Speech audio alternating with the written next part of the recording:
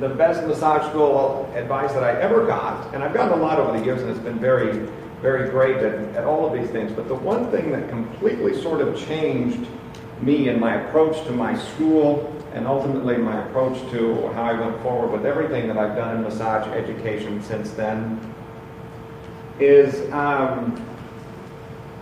stop thinking you're a massage school. And I know that's a weird thing to say at a massage conference. And there's got to be more explanation to it.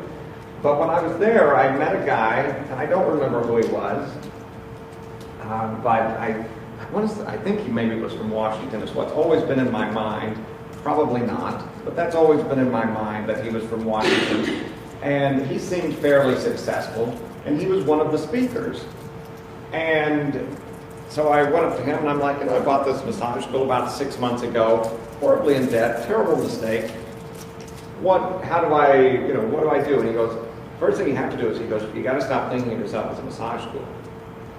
And so I give him the credit here, the forgotten man. But his words still linger in my mind. And so, if I wasn't going to be a massage school, then what was I? Well, it went back to the purpose. The purpose of my school is to... Any thoughts? Well, the initial purpose was to have a clinic. Well, that was my purpose, but of a school in general, of a massage school, what's our end goal? What's our end game? Graduates to do, what do we want them to do? Be successful in whatever field. Be successful, jobs, get people jobs. That's ultimately what we're there for. It's in massage. That's our chosen sort of field where we're pushing them to get it. But that's really what we're there for, is to get them that. And I know that there have been schools, and certainly in Northern California, there's been a lot of schools who, they didn't care about the jobs, they just wanted to enlighten them to people. And unfortunately, a lot of those schools are not around anymore. And it's very difficult to survive that way. What we're here for is we're here to get people jobs, and that may be in massage, but we're here to get them jobs. So, remember, start thinking no, that's not right. Sorry, typo.